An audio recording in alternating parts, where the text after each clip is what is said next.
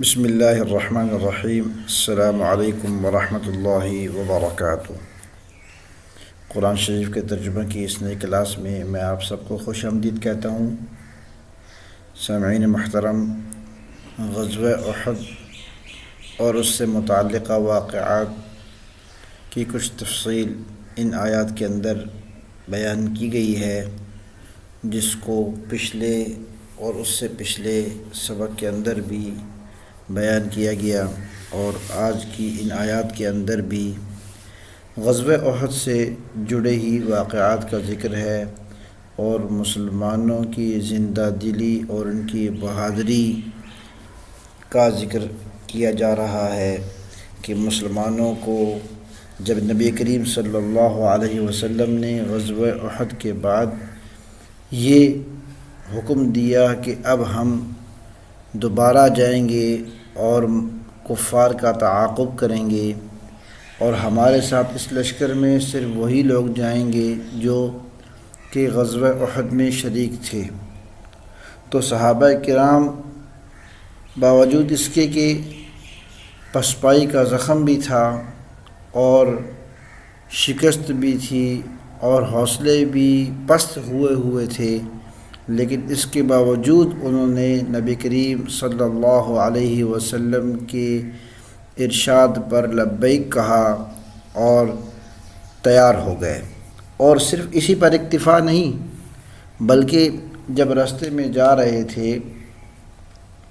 تو ان کی ملاقات عبد القیس قبیلہ کے کچھ لوگوں سے ہوئی حمراء الاسد کے مقام پر۔ تو عبد القیس کے وہ جو لوگ تھے وہ ابو سفیان سے راستے میں مل چکے تھے، اور ابو سفیان نے ان کو کہہ رکھا تھا کہ اگر تمہاری ملاقات ہو جائے مسلمانوں سے راستے کے اندر تو ان سے کہنا کہ ابو سفیان جو ہے وہ ایک بڑا لشکر تیار کیے ہوئے آ رہا ہے، راستے میں ہے۔ تو ان لوگوں نے جب یہ بات مسلمانوں کو کی تو صحابہ کرام رضوان اللہ تعالی علیہم اجمعین کے ایمان ان باتوں سے مزید بڑھ گئے، ان کے حوصلے مزید بلند ہو گئے، باوجود اس کے کہ وہ جو ہے پیچھے ہٹتے یا ان کے دلوں میں کوئی ایسی بات آتی کہ پہلے بھی شکست ہوئی ہے، اب دوبارہ جو ہے وہ بڑا لشکر لے کر آ رہا ہے، تو بجائے اس کے کہ حوصلے پست ہوتے، ہمتیں ٹوٹتی، ہمتیں مزید بڑھ گئیں، ایمان میں مزید اضافہ ہو گیا۔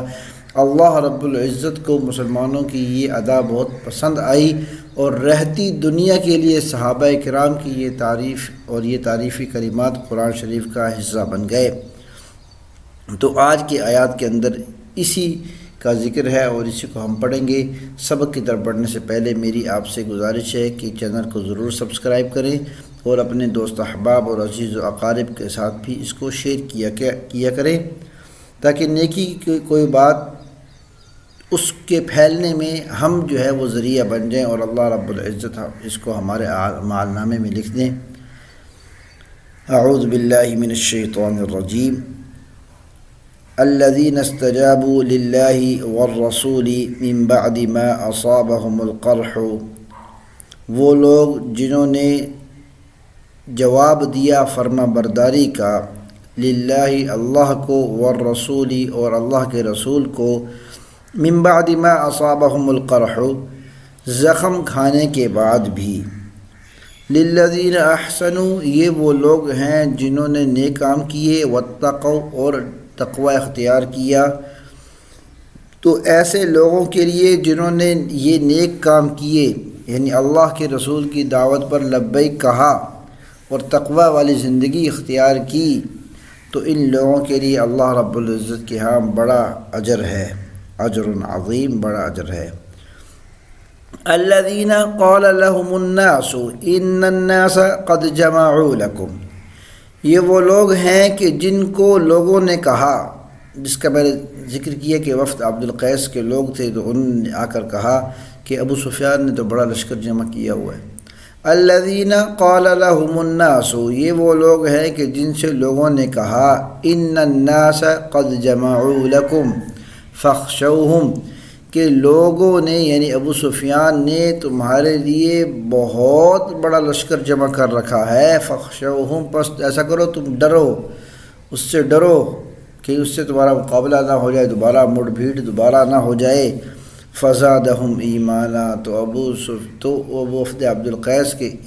کی ان باتوں سے ان کے ایمان مزید بڑھ گئے۔ وقالو، اور صحابہ کرام نے جواب دیا، حسبنا اللہ ونعم الوکیل، ہمارے لیے اللہ کافی ہے اور اللہ جو ہے رب العزت وہ بہترین نگہبان ہیں۔ فانقلبوا بنعمت من اللہ وفضل لم یمسسہم سوء،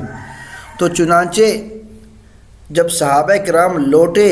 اللہ کی نعمت لے کر اور اللہ کے فضل سے، لم یمسسہم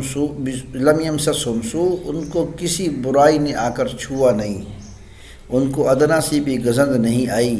واتبعوا رضوان اللہ، اور انہوں نے اللہ کی رضامندی کی اتباع کی۔ واللہ ذو فضل عظیم، اور اللہ رب العزت جو ہے وہ بڑا فضل فرمانے والے ہیں۔ انما ذالکم الشیطان یخوف اولیاءہ، اللہ رب العزت فرماتے ہیں یہ تو شیطان تھا جو اپنے یخوف اولیاءہ، جو اپنے دوستوں کو ڈراتا ہے۔ فلا تخافوہم، تو پس تم ان سے مت ڈرو، وخافونی، اور مجھ سے ڈرتے رہو، ان کنتم مؤمنین، اگر تم ایمان والے ہو۔ ولا يحزنك الذين يسارعون في الكفر، اور تمہیں غمزدہ نہ کرے وہ لوگ جو کفر میں بہت تیزی سے آگے بڑھ گئے ہیں۔ انہم لن یضروا اللہ شیئا، یہ اللہ رب العزت کا ہرگز کوئی نقصان نہیں کر پائیں گے۔ یرید اللہ الا یجعل لہم حظا فی الآخرہ، اللہ رب العزت چاہتے ہیں کہ ان کا آخرت میں کوئی حصہ نہ ہو۔ وَلَهُمْ عَذَابٌ عَظِيمٌ، اور ان کے لیے آخرت میں بڑا عذاب ہے۔ ان الذین اشتروا الکفر بالایمان لن یضروا اللہ شیئا، بے شک وہ لوگ جنہوں نے خریدا یا سودا کیا الکفر، کفر کا، بالایمان، ایمان کے بدلے میں، یعنی ایمان بیچ کر انہوں نے کفر کو خریدا یا کفر کو اختیار کیا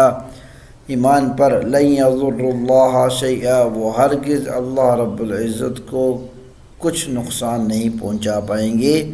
وَلَهُمْ عَذَابٌ عَلِيمٌ، اور ان کے لیے دردناک عذاب ہے۔ وَلَا يَحْسَبَنَّ الَّذِينَ كَفَرُوا أَنَّمَا نُمْلِي لَهُمْ خَيْرٌ لِأَنفُسِهِمْ، وَلَا يَحْسَبَنَّ، اور نہ سمجھے یا نہ گمان کریں، ہرگز گمان نہ کریں، الَّذِينَ كَفَرُوا، وہ لوگ جنہوں نے کفر اختیار کیا یا کافر ہوئے، وہ لوگ نہ اس کو گمان کریں انما نملی لہم، کہ جو ہم انہیں ڈھیل دے رہے ہیں، انما نملی لہم، کہ جو ڈھیل ہم ان کو دے رہے ہیں، خیر لانفسہم، یہ ڈھیل ان کے لیے بہتر ہے، اس بات کا گمان نہ رکھیں۔ انما نملی لہم لیزدادوا اثما، ہم تو صرف ڈھیل دے رہے ہیں ان کو، نملی لہم، انما نملی لہم، انما صرف، نملی ہم ڈھیل دے رہے ہیں، لہم ان کو، یعنی ہم تو صرف ڈھیل دے رہے ہیں، کیوں؟ لیزدادوا اثما، تاکہ ان کے گناہ مزید بڑھ جائیں۔ وَلَهُمْ عَذَابٌ مُّهِينٌ، اور ان کے لیے ذلت والا عذاب ہے آخرت کے اندر۔ ما كان الله ليذر المؤمنين على ما أنتم عليه حتى يميز الخبيث من الطيب، ما كان الله، اللہ رب العزت ایسے نہیں، لیذر المؤمنین، کہ وہ چھوڑ دیتے مسلمانوں کو، علی ما انتم علیہ، اس حال میں جس حال میں تم ہو، یعنی تم کو تمہارے حال پر چھوڑ دیتے اس کے بعد کہ تم نے کہہ دیا آمنا، کہ اب یہ مومن ہو گئے اور ان کو ان کے حال پر چھوڑ دو، ایسا نہیں ہوگا، بلکہ تمہاری آزمائشیں ہوں گی۔ کب تک آزمائشیں ہوں گی؟ حتی یمیز الخبیث من الطیب، یہاں تک کہ واضح کر لے اللہ رب العزت خبیث من الطیب، برے کو اچھے سے، فاسد چیز کو اچھی چیز سے، خراب چیز کو اچھی چیز سے علیحدہ کر دے کہ یہ چیز صاف ہے اور یہ جو ہے وہ خراب ہے، تاکہ گندگی کو، میل کچیل کو پاک اور حلال چیزوں سے علیحدہ کر دے، یعنی پتہ چل جائے کون مومن ہے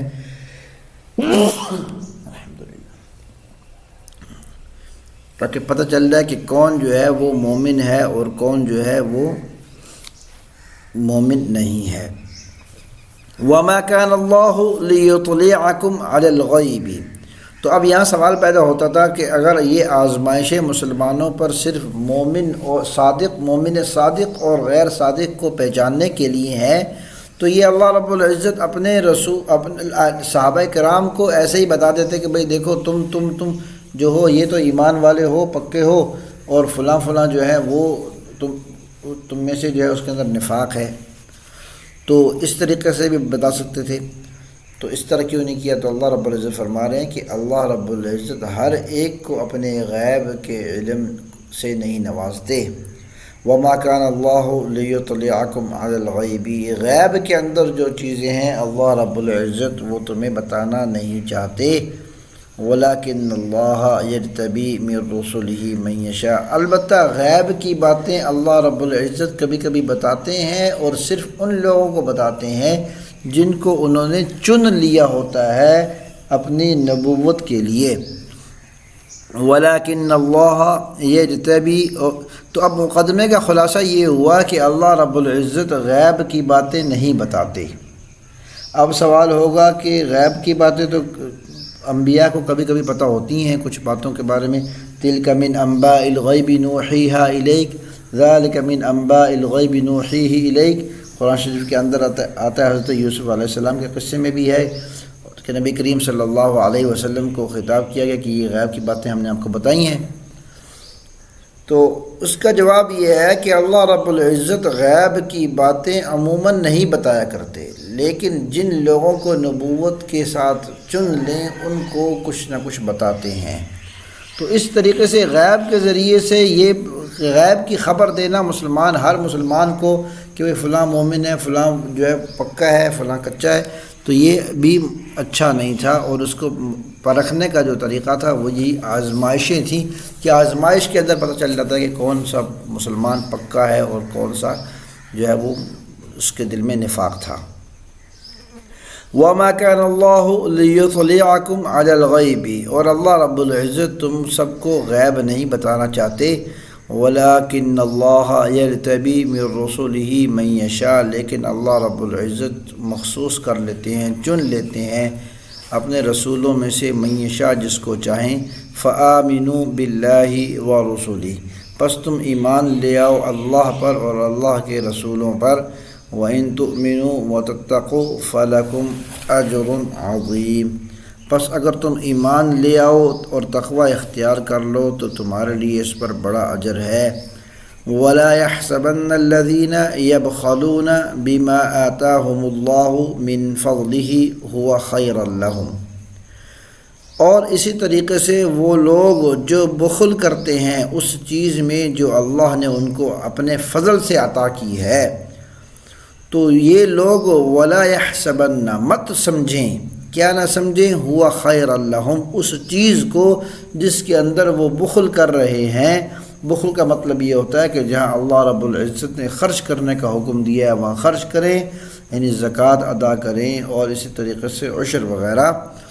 تو یہ لوگ جو اللہ کے دیے ہوئے میں بخل کرتے ہیں، یہ لوگ مت سمجھیں ہوا خیر لہم کہ یہ مال جو ان کے پاس ہے یہ ان کے لیے بہتر ہے، بل ہوا شر لہم، بلکہ یہ تو ان کے لیے سراپا شر ہے۔